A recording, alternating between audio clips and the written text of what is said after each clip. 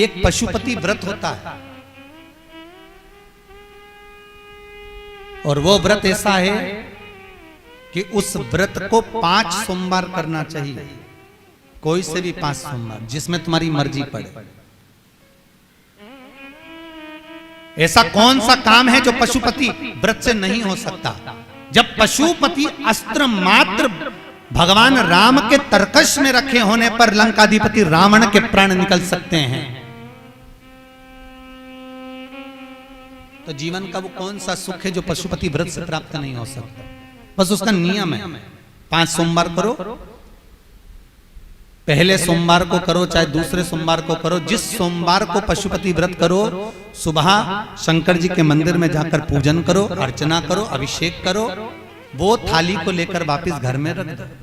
सुबह फलाहार करो, शाम को वापिस उसी थाली को लेकर जाओ, उसमें 6 दिए लगाकर लेकर जाओ। दिए को जलाना नहीं है, केवल घी के दिए लेकर जाना है, थोड़ा सा मीठा।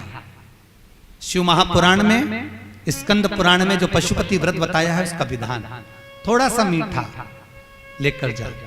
शिव जी की फिर पूजन करो, पूजन करने के बाद में शाम के समय प्रदोष काल में पूजन करो।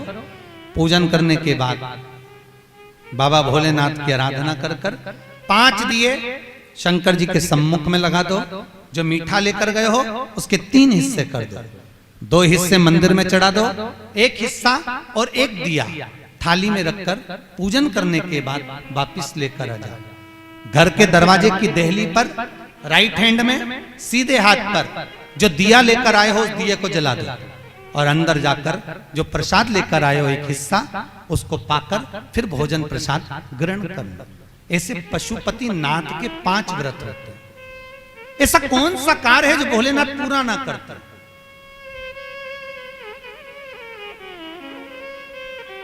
कौन सा कार्य? श्री राम जी महाराज अगर सेतु पर चढ़ाई करने जा रहे हैं लंका पर, तो भगवान शिव की आराधना कर कर जा रहे हैं। भगवान कृष्ण ने भी भगवान शंकर की आराधना करी, भगवान शिव की आराधना।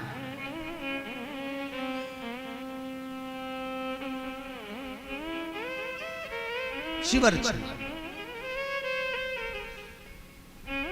मेरे वेंकटेश भगवान तिरुमाला के शिखर पर अगर तिरुपति बालाजी विराजमान हैं, तो पहले उन्होंने भगवान शिव जी से पूछा कि हम यहां बैठकर तप करना चाहते हैं, आ जाएं?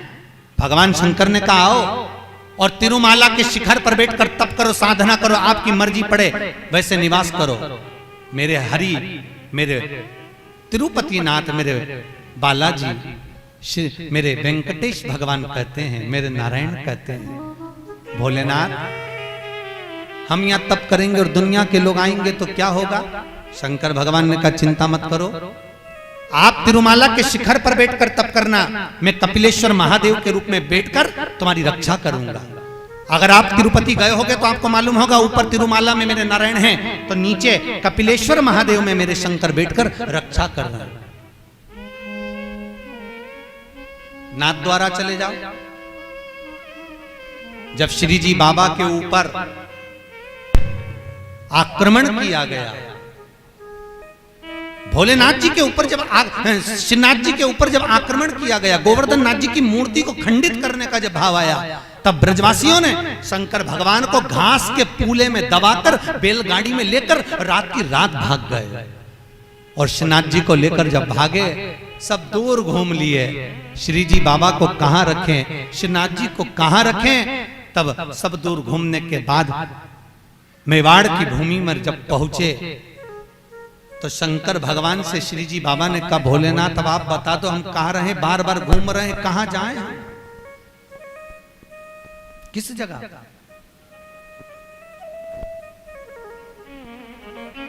हम कहां जाएं, हम किस जगह पर जाएं? आप बताओ। भगवान शिव कहते हैं ठाकुर, हे श्री जी बाबा आप एक काम करो, आप मेवाड़ की इसी भूमि पर रहिए, आप यहां रहोगे और हम एक लिंग जी के रूप में आपकी रक्षा करेंगे।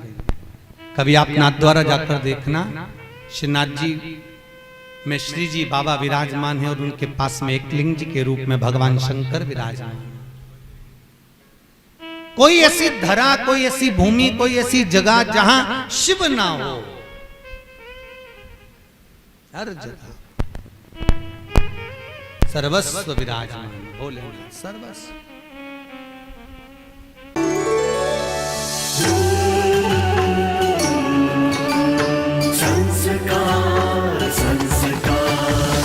संस्कार, द चैनल ऑफ इंडिया।